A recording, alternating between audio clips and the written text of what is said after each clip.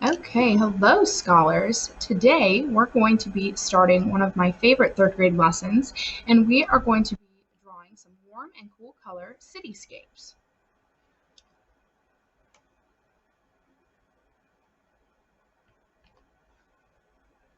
For today, the materials that you're going to need, if you have a large piece of white paper, 12 by 18, that's great. If not, you can just use any size paper that you have. You're going to need pencils and erasers, and later in this project, you're also going to need markers, crayons, colored pencils, or something to color with. For this lesson, we're going to be talking about some new vocabulary terms. And so some of the vocabulary we're going to be covering are elements of art, specifically color. We're going to be talking about warm colors and cool colors. We're going to be talking about what a cityscape is. And we're also going to be talking about symmetry, including the line of symmetry. So first, I want you to take a second and I want you to look at both of these pictures. What do you think of when you see these pictures? What colors do you see? How do those colors make you feel?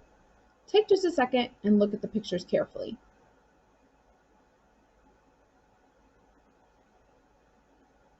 So when I look at the picture on the left, the one with the sun, I feel maybe a little more warm. Those colors make me feel like maybe I can feel that sun beating down on me.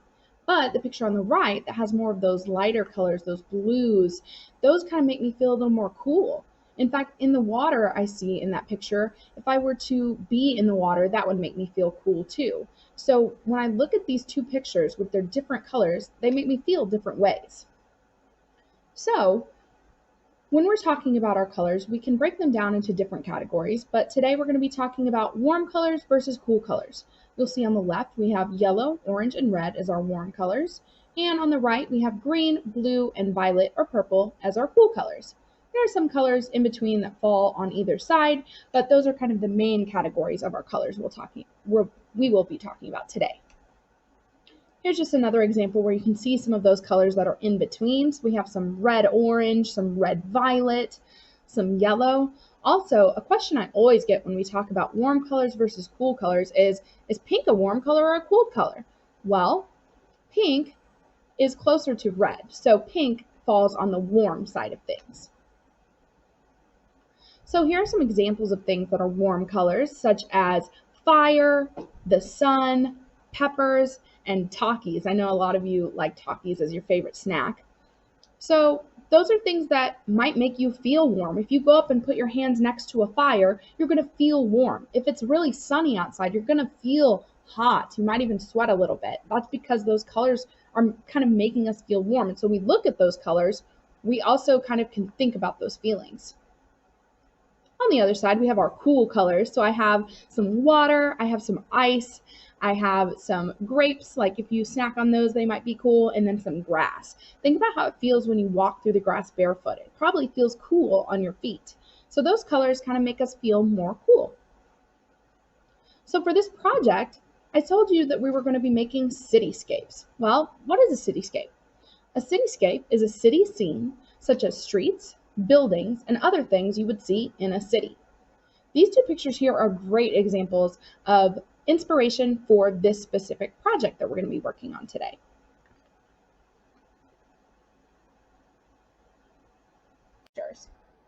So these pictures are also not exactly what we're doing for this project, but I wanted you to see them because it's going to help explain how we are going to be using our warm colors and our cool colors in this project. So this one on the right, you can see that on the right side where they had the warm colors and the sun, it was kind of like more of a daytime scene.